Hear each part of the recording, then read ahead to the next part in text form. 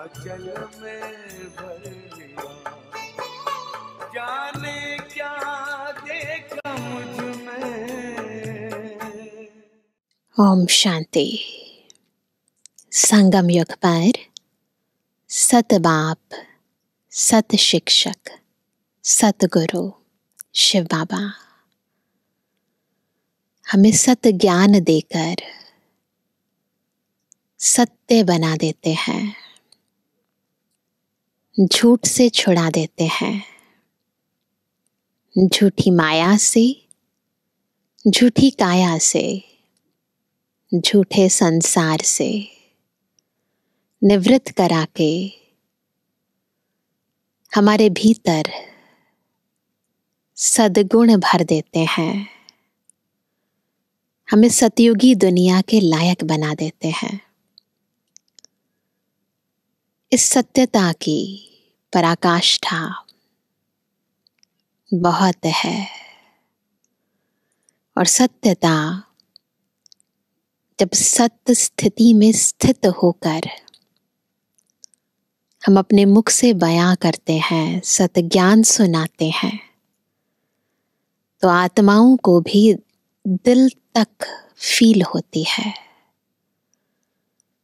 इसलिए बाबा हमेशा श्रीमत देते हैं कि अपने सत्य स्वरूप में स्थित होकर स्वयं को आत्मा समझकर सच्चा ज्ञान सुनाओ। तो आज की बाबा की साकार मुरली में भी हम सत्यता के इस महत्व को यथार्थ समझेंगे। अभी सुनते हैं बाबा के मधुर महावाक्य। आज है 24 नवंबर 2023। बाबा के महावाक्य है, मीठे बच्चे, तुम्हारी सच्ची बात का तीर तब लगेगा जब दिल में सच्चाई सफाई होगी। तुम्हें सत्य बाप का संग मिला है, इसलिए सच्चे बनो। आज का ये विशेष स्लोगन याद रखना है, हमें सच्चा बनना है, जरा भी झूठ नहीं होना चाहिए, बॉडी कॉन्शियसनेस नहीं होनी चाहिए। प्रश्न है, तुम सब स्टूडेंट हो, तुम्हें किस बात का ख्याल रखना जरूरी है? स्टूडेंट्स को बहुत बातों का ध्यान रखना होता है और हम हैं गॉडली स्टूडेंट्स, तो किन बातों का ध्यान रखना है? उत्तर है, कभी भी कोई गलती हो तो सच बोलना है। सच बोलने से ही उन्नति होगी। तुम्हें अपनी सेवा दूसरों से नहीं लेनी है। अगर यहाँ सेवा लेंगे तो वहाँ करनी पड़ेगी। पहली बात सच बोलना है, दूसरी बात किसी से सेवा नहीं लेनी है। तुम स्टूडेंट अच्छी तरह से पढ़कर दूसरों को पढ़ाओ तो बाप भी खुश होगा। बाप प्यार का सागर है, उनका प्यार ही यह है जो तुम बच्चों को पढ़ाकर ऊंच मर्तबा दिलाते हैं। क्या है बाबा का प्यार? कि हमें पढ़ाकर ऊंच मर्तबा दिलाएं। आज का गीत है, किसने ये सब खेल रचाया, किसने ये सब साथ जाया, अपने आप सभी कुछ करके अपना आप छिपाया, अपना आप छिपाया। किसने कोमल कोमल प्यारे पौधे, कोमल कोमल प्यारे पौधे, धान पान मतवारे पौधे, इनके ऊपर आकर चिढ़ती रंग रूप की माया, इनके ऊपर आकर ओम शांति। आजकल समाचार आते हैं कि हम गीता जयंती मना रहे हैं। अब गीता को जन्म किसने दिया है, यह है टॉपिक। जयंती कहते हैं तो जरूर जन्म भी हुआ ना। गीता जयंती तो जन्म हुआ ना। उनको जब कहते हैं श्रीमद् भगवत गीता जयंती तो जरूर उनको जन्म देने वाला भी चाहिए ना। सब कहते हैं श्री कृष्ण भगवानुवाच। वो सोचते हैं श्री कृष्ण ने अपने मुखारविंद से ये महावाक्य उच्चारित किए, तो फिर श्री कृष्ण पहले आता, गीता पीछे हो जाती। अब गीता का रचयिता जरूर चाहिए। अगर श्री कृष्ण को कहते तो पहले श्री कृष्ण, पीछे गीता आनी चाहिए। परंतु श्री कृष्ण छोटा बच्चा था, वह गीता सुना ना सके। यह सिद्ध करना होगा कि गीता को जन्म देने वाला कौन। यह है गुह्य बात। श्री कृष्ण तो माता के गर्भ से जन्म लेता है। वह तो सतयुग का प्रिंस है। उसने स्वयं प्रिंस का पद पाया है। गीता द्वारा राजयोग सीखकर अब गीता को जन्म देने वाला कौन? परमपिता परमात्मा शिव या श्री कृष्ण? श्री कृष्ण को वास्तव में त्रिलोकीनाथ, त्रिकालदर्शी भी नहीं कह सकते हैं। त्रिलोकीनाथ, त्रिकालदर्शी एक को ही कहेंगे जिसे तीनों लोकों का, तीनों कालों का ज्ञान है। किसको है वो? त्रिलोकीनाथ माना तीनों लोकों पर राज्य करते हैं। मूल, सूक्ष्म, स्थूल, इन तीनों को कहा जाता है त्रिलोकी। इनको जानने वाला त्रिलोकी नाथ, त्रिकालदर्शी परमपिता परमात्मा शिव है। क्लियर कर बताना है ना।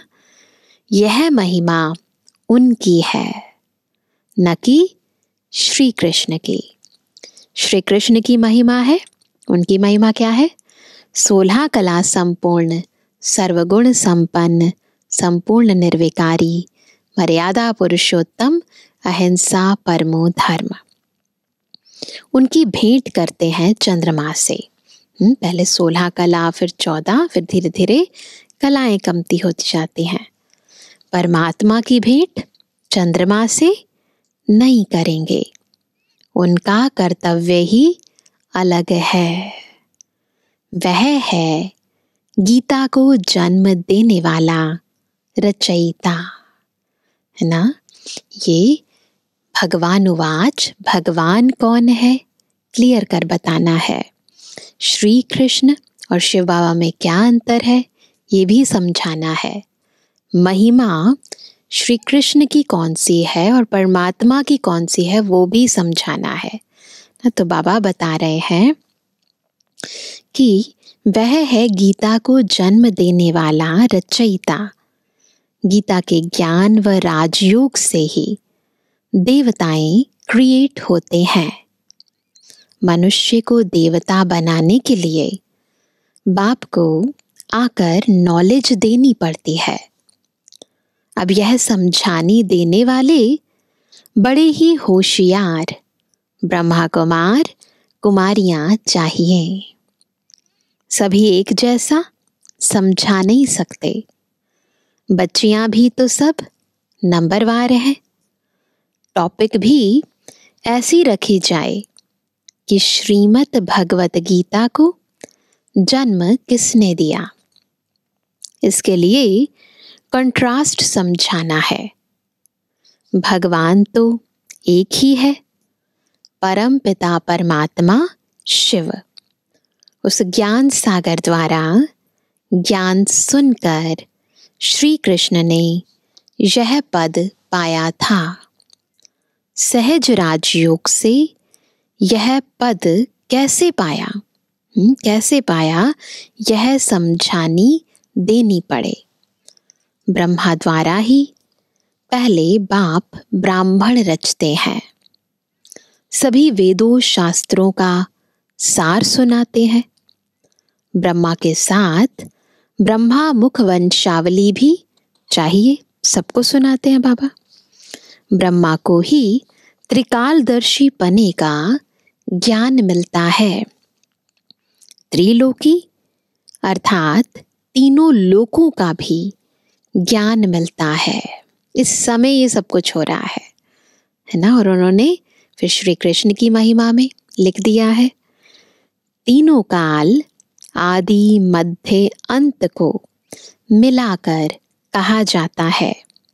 और तीनों लोक अर्थात मूल, सूक्ष्म, स्थूल वतन, यह अक्षर याद करने हैं। बहुत बच्चे भूल जाते हैं। भुलाया है किसने, किस लिए भूल जाते हैं, क्या कारण है? देह अहंकार रूपी माया ने।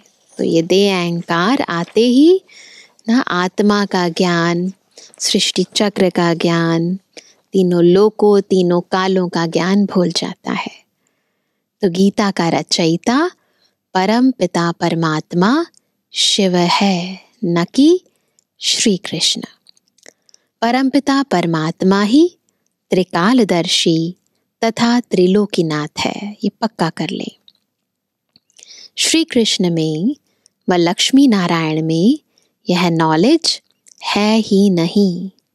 हाँ, जिन्होंने यह नॉलेज बाप से पाई वह विश्व के मालिक बन गए। जब सद्गति मिल गई फिर यह नॉलेज बुद्धि से गुम हो जाती है।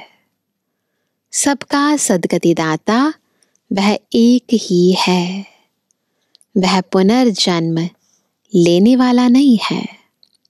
पुनर्जन्म शुरू हुआ सतयुग आदि से, कलयुग अंत तक 84 जन्म लेते हैं। यह समझानी देनी पड़ती है। सब तो 84 जन्म नहीं लेते। जिसने यह गीता लिखी उसको त्रिकालदर्शी नहीं कहेंगे।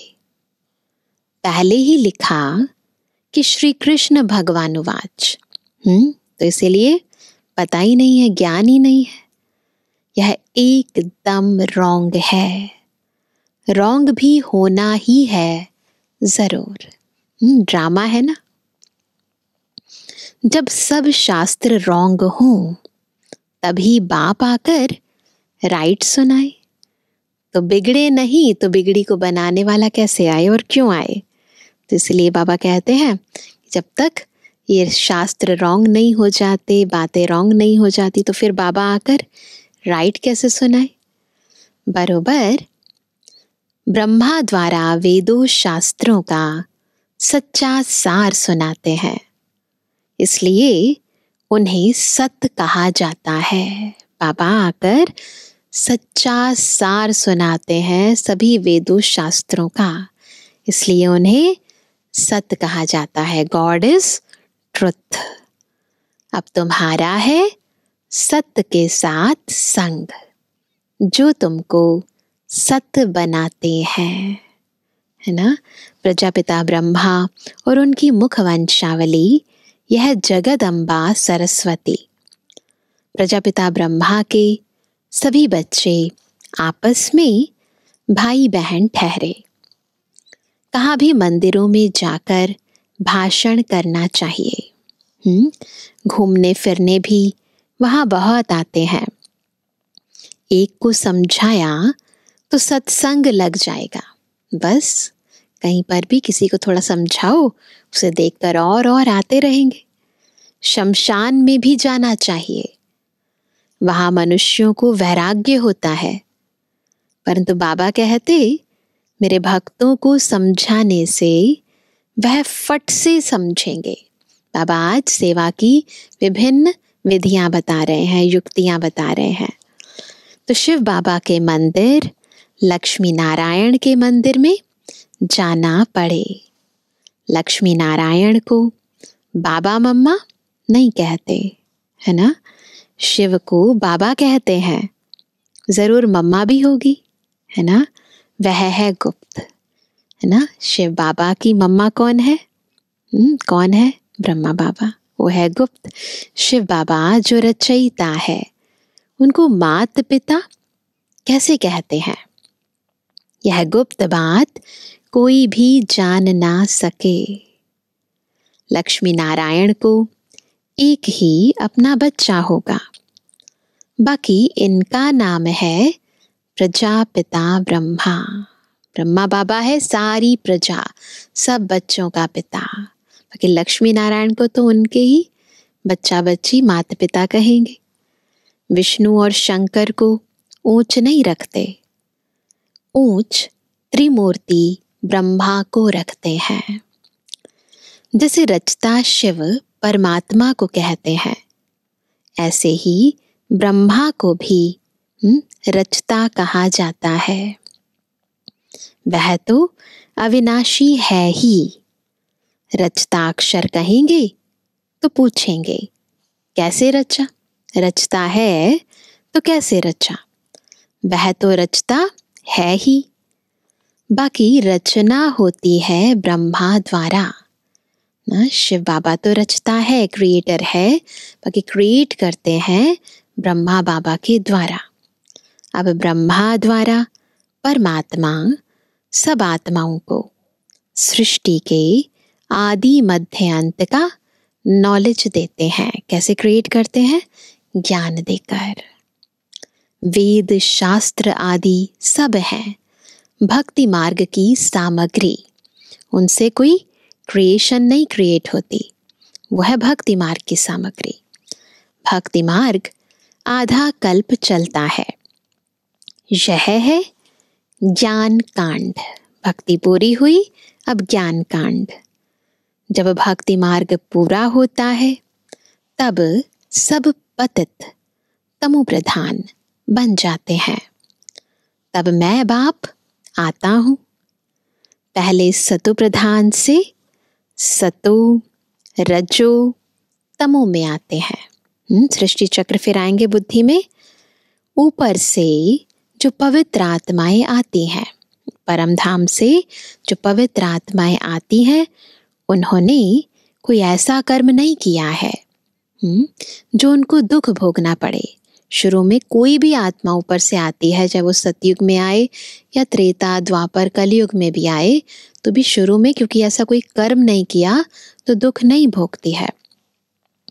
क्राइस्ट के लिए कहते हैं उनको क्रॉस पर चढ़ाया, परंतु यह तो हो ना सके, है ना। नई आत्मा जो धर्म स्थापन करने अर्थ आती है, उनको दुख मिल नहीं सकता, है ना, क्योंकि वह तो कर्मातीत अवस्था वाला मैसेंजर धर्म स्थापन करने आया, है ना। लड़ाई में भी जब कोई मैसेंजर भेजते हैं तो वह सफेद झंडी ले आते हैं। सफेद झंडी ले आते हैं, जिससे वे लोग समझ जाते हैं यह कोई मैसेज ले आया है, तो उसे पकड़ते नहीं है, मैसेंजर समझते हैं, उनको कोई तकलीफ नहीं देते हैं। तो मैसेंजर जो आते हैं उनको कोई क्रॉस पर चढ़ा ना सके, है ना। तो दुख कौन भोगता है? जिसके शरीर में वो प्रवेश होकर आती है ना। दुख आत्मा ही भोगती है, आत्मा निर्लेप नहीं है। यह लिखना चाहिए, आत्मा निर्लेप नहीं है। आत्मा को निर्लेप कहना रॉन्ग है। पतित आत्मा, पावन आत्मा कहते हैं ना, तो फिर आत्मा पर लेप छिप लगता है ना। यह किसने कहा? शिव भगवानुवाच। आत्मा निर्लेप है, ये किसने कहा? शिव भगवानुवाच। यह पॉइंट तुमको नोट करनी चाहिए। लिखने के लिए बड़ी ही विशाल बुद्धि चाहिए, बिल्कुल ब्रॉड माइंड से लिखें, ताकि सबको क्लियर समझाने मिले। समझो, प्रदर्शनी में क्रिश्चियन लोग आते हैं तो उनको भी बता सकते हैं कि क्राइस्ट की सोल को क्रॉस पर नहीं चढ़ाया गया, बाकी जिसमें उसने प्रवेश किया उस आत्मा को दुख हुआ। तो ऐसी बातें सुनकर वंडर खाएंगे ना कि क्राइस्ट की आत्मा को दुख नहीं मिला, जीसस जिसकी बॉडी में उसने प्रवेश किया उसको दुख मिला। उस पवित्र आत्मा ने आकर धर्म स्थापन किया गॉड फादर के डायरेक्शन अनुसार। यह भी ड्रामा को भी कई लोग समझते हैं, परंतु उसके आदि मध्य अंत को नहीं जानते। ऐसी बातें सुन वह लोग कुछ समझने की कोशिश करते हैं। कृष्ण को भी कोई गाली दे ना सके, बरोबर गालियां अभी ही मिल रही हैं। किसको मिल रही हैं गालियां? ना श्री कृष्ण की आत्मा को नहीं दे सकते, वो तो सतयुग का पहला प्रिंस है।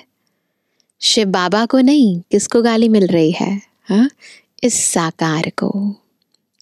टीचर तो बाबा है, प्योर सोल, और यह है इम्प्योर।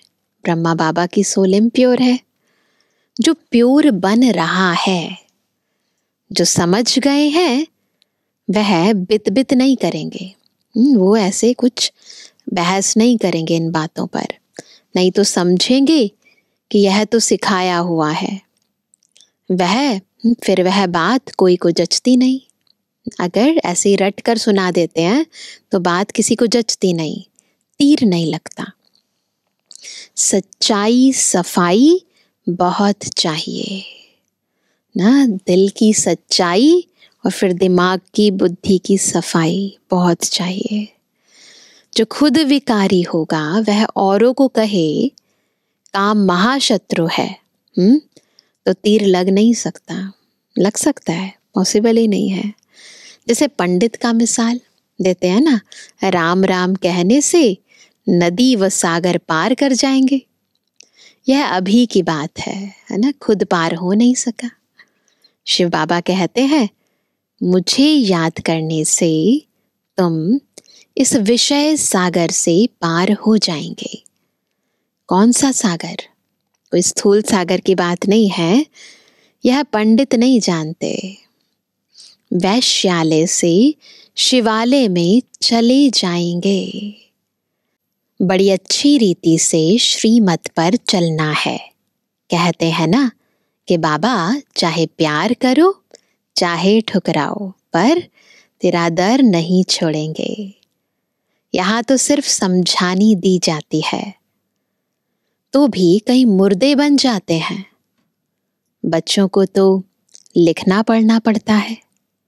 बाप प्यार का सागर है, अर्थात पढ़ाकर ऊंच मर्तबा दिलाते हैं।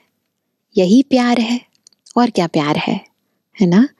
बाप जब पढ़ाता है तो पढ़कर औरों को भी पढ़ाना है। बाप को खुश करना है। कब खुश होंगे बाबा? जब हम पढ़कर औरों को भी पढ़ाएंगे। बाप की सर्विस में तत्पर रहना है। बाप की यही सर्विस है कि अपने तन मन धन से भारत की सच्ची सेवा करो। यह सच्ची सेवा, सत्य पिता का सत्य ज्ञान सबको सुनाना। तुम्हें तो बुलंद आवाज से समझाना चाहिए। क्या सभी नंबरवार हैं? राजधानी में भी नंबरवार होंगे।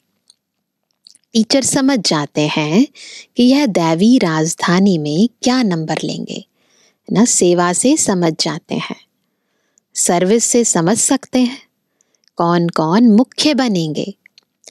खुद भी समझते हैं कि हम बाबा मम्मा जितनी सर्विस नहीं करते तो दास दासियां बनना पड़ेगा। आगे चलकर तुम सबको सारा ही मालूम पड़ेगा।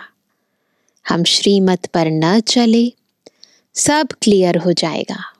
तुम बच्चे इस समय स्टूडेंट हो। क्या है हम? स्टूडेंट हैं। इस समय तुम अपनी दासियां बनाएंगे तो खुद भी दासी बनना पड़ेगा। तो सेवा नहीं लेनी है किसी से, जितना हो सके खुद का काम खुद करना है। यहाँ महारानी बनना देह अभिमान है। सच कहना चाहिए कि बाबा यह भूल हुई, अभी संपूर्ण तो सभी बने नहीं है। इम्तिहान में जब नापास होते हैं तो शर्माते भी हैं, होता है ना, शर्माती है जब फेल हो जाते हैं। तो बाबा का रात्रि में ख्याल चला कि मनुष्य 21 जन्म कहते, गायन भी करते, अभी यह ईश्वरीय जन्म एक अलग है। 8 जन्म सतयुग में, 12 जन्म त्रेता में, 21 जन्म द्वापर में, 42 जन्म कलयुग में। यह तुम्हारा ईश्वरीय जन्म सबसे ऊंच जन्म है जो एडॉप्टेड है। तुम ब्राह्मणों का ही यह सौभाग्यशाली जन्म है ना? अच्छा मीठे में किसी के लिए जन्मवानी बच्चों पितृवानी बाप दादा का दिल जान सको प्रेम से नंबरवार प्रसाद अनुसार यादगार और रूहानी बच्चों की रूहानी बाप दादा को गुड मॉर्निंग, नमस्ते नमस्ते नमस्ते। धारणा के लिए मुख्य सार है, पहला, प्यार के सागर बाप के प्यार का रिटर्न देना है। क्या करना है? प्यार के सागर बाप के प्यार का रिटर्न करना है। अच्छी तरह पढ़कर फिर पढ़ाना है। श्रीमत पर चलना है। दूसरा, सच्चाई और सफाई से पहले स्वयं में धारणा कर फिर दूसरों को धारणा करानी है। एक बाप के संग में रहना है और किसी के संग में नहीं रहना है। वरदान है, निमित्त आत्माओं के डायरेक्शन के महत्व को जान, पापों से मुक्त होने वाले सेंसिबल भव। पापों से मुक्त होने वाले सेंसिबल कब बनेंगे? जब निमित्त आत्माओं के डायरेक्शन के महत्व को जानेंगे। जो सेंसिबल बच्चे हैं वो कभी यह नहीं सोचते कि यह निमित्त आत्माएं जो डायरेक्शन दे रही हैं शायद कोई के कहने से कह रही हैं। ऐसे आता है कभी मन में कि शायद किसी ने कहा है, उसके बहकावे से कह रही हैं। बाबा कहते कभी भी जो सेंसिबल बच्चे हैं उनके मन में ये बात नहीं आती कि जो निमित्त आत्माएं हैं वो किसी के कहने से कह रही हैं। निमित्त बनी हुई आत्माओं के प्रति कभी यह व्यर्थ संकल्प नहीं उठाने चाहिए।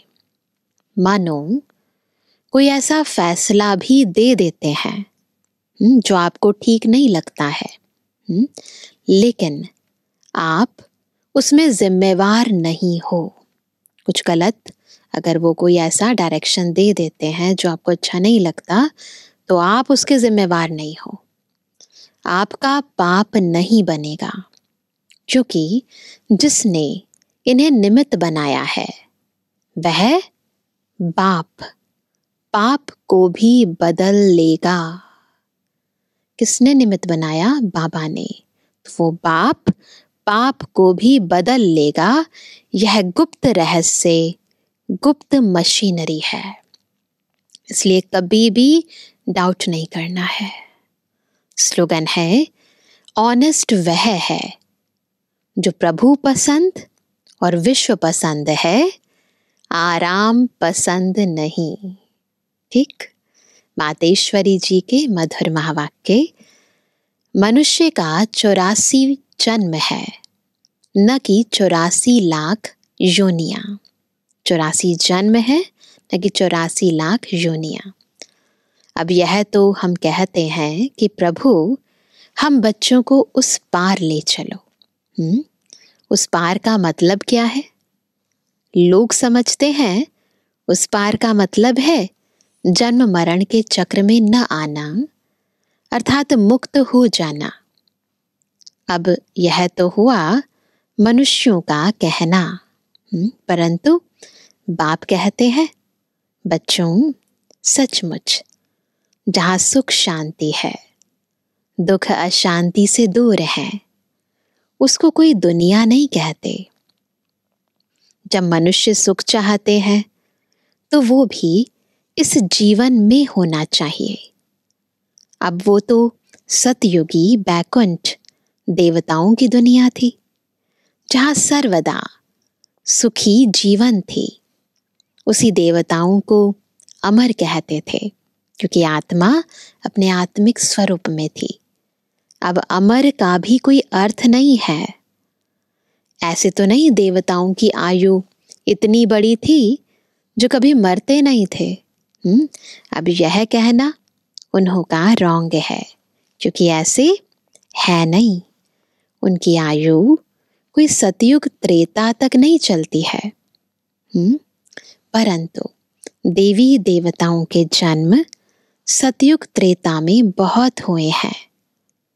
21 जन्म तो उन्होंने अच्छा राज्य चलाया है, और फिर 63 जन्म द्वापर से कलयुग के अंत तक टोटल उन्हों के जन्म चढ़ती कला वाले 21 हुए, और उतरती कला वाले 63 हुए। टोटल मनुष्य 84 जन्म लेते हैं। बाकी यह जो मनुष्य समझते हैं कि मनुष्य 84 लाख योनियां भोगते हैं, यह कहना भूल है। अगर मनुष्य अपनी योनि में सुख दुख दोनों पार्ट भोग सकते हैं, तो फिर जानवर योनि में भोगने की जरूरत ही क्या है ना? अब मनुष्यों को यह नॉलेज ही नहीं। मनुष्य तो 84 जन्म लेते हैं। बाकी सृष्टि पर जानवर, पशु, पंछी आदि टोटल 84 लाख योनियां अवश्य हैं। अनेक किस्म की जैसे पैदाइश है, उसमें भी मनुष्य योनि में ही अपना पाप पुण्य भोग रहे हैं, और जानवर अपनी योनियों में भोग रहे हैं। न मनुष्य जानवर की योनि लेता और न जानवर मनुष्य योनि में आता है। मनुष्य को अपनी योनि में यानी जन्म में भोगनी पड़ती है, तो दुख सुख की महसूसता आती है। इसी मनुष्य तन में दुख सुख दोनों की महसूसता आती है। ऐसे ही जानवर को भी अपनी योनि में सुख दुख भोगना है, मगर उन्हों में यह बुद्धि नहीं कि यह भोगना किस कर्म से हुई है ना। ये ज्ञान धारण करने की बुद्धि बाबा ने मनुष्य आत्माओं को दी है। उन्हों की भोगना को भी मनुष्य फील करता है, क्योंकि मनुष्य है बुद्धिवान। बाकी ऐसे नहीं मनुष्य कोई 84 लाख योनियां भोगते हैं। वो जो भोग रहे हैं उन्हें फील जरूर कर सकते हैं, क्योंकि मनुष्य बुद्धिवान है। बाकी ऐसा नहीं कि मनुष्य आत्मा फिर जानवरों की योनि में जाएगी। जैसे देखो, गुरु नानक साहिब ने ऐसे महावाक्य उच्चारण किए हैं, अंत काल में जो पुत्र से मरे, ऐसे चिंता में जो मरे, सुअर की योनि में वलवल उतरे, है ना।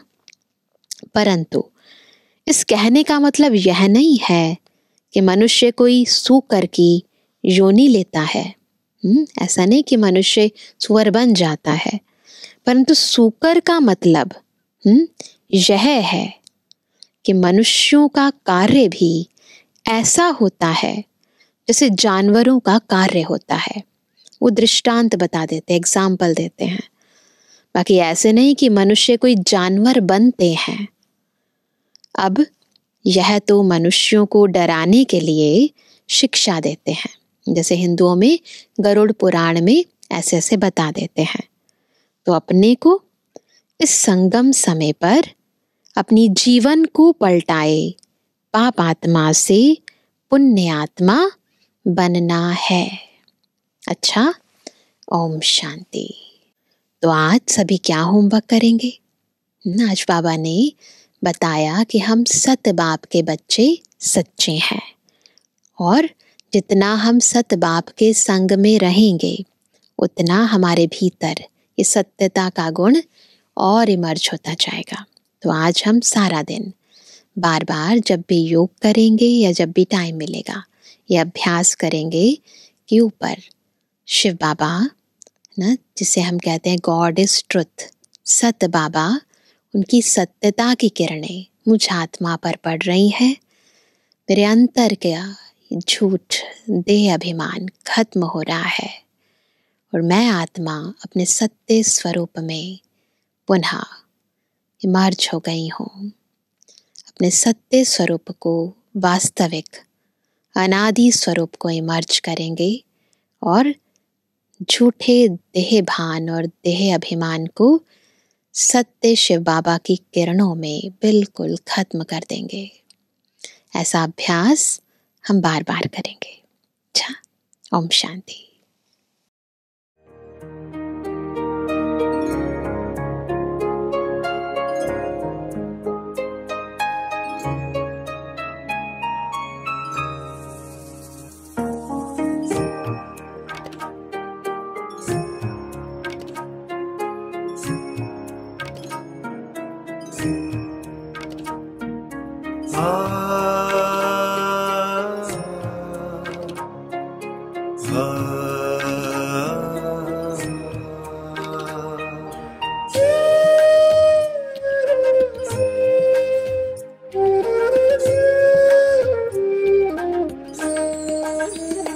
प्रभु तेरे वतन का अनुभव जो कर लेता एक बार, प्रभु तेरे वतन का अनुभव जो कर लेता एक बार, उसका तो मन हो जाता है सभी हदों से पार।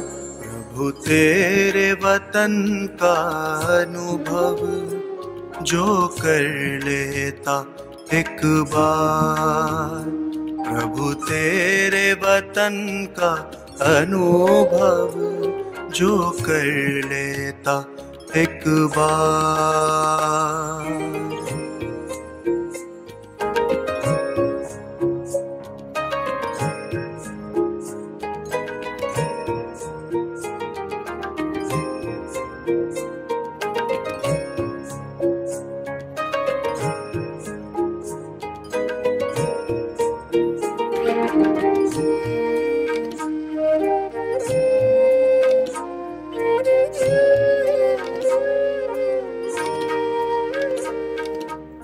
बिखर रहा प्रकाश यहाँ दिव्य लाल सुनहरा, बंधन मुक्त अवस्था का यहाँ हो रहा अनुभव गहरा। बिखर रहा प्रकाश यहाँ दिव्य लाल सुनहरा, बंधन मुक्त अवस्था का यहाँ हो रहा अनुभव गहरा। समा के तेरी किरणों में मिल रहा आनंद अपार, प्रभु तेरे वतन का अनुभव जो कर लेता एक बार, प्रभु तेरे वतन का अनुभव जो कर लेता एक बार।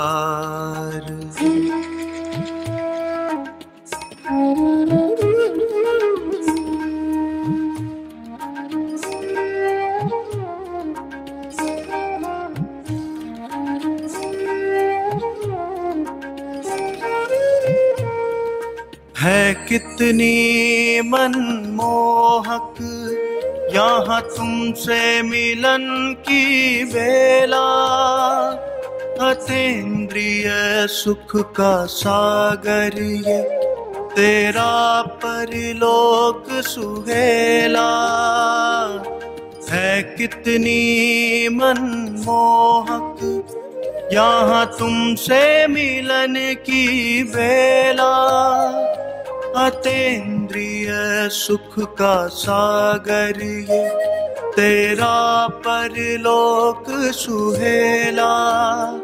संपूर्ण स्वरूप की अनुभूति का ये अद्भुत संसार, प्रभु तेरे वतन का अनुभव जो कर लेता एक बार, प्रभु तेरे वतन का अनुभव जो कर लेता एक बार।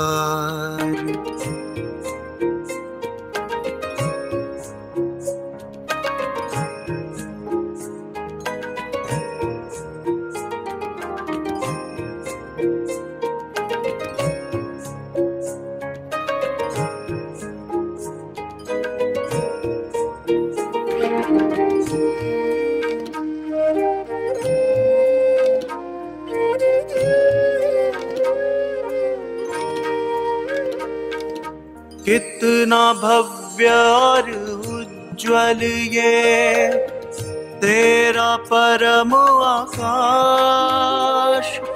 इसी लोक में करती रूहें सर्वोत्तम एहसास। कितना भव्य और उज्ज्वल ये तेरा परम आकाश, इसी लोक में करती रूहें सर्वोत्तम एहसास। मन की आंखें करती रहती बस इसका दीदार, प्रभु तेरे वतन का अनुभव जो कर लेता एक बार, प्रभु तेरे वतन का अनुभव जो कर लेता एक बार, प्रभु तेरे वतन का अनुभव जो कर लेता एक बार, प्रभु तेरे वतन का अनुभव जो कर लेता एक बार, प्रभु तेरे वतन का अनुभव जो कर लेता एक बार।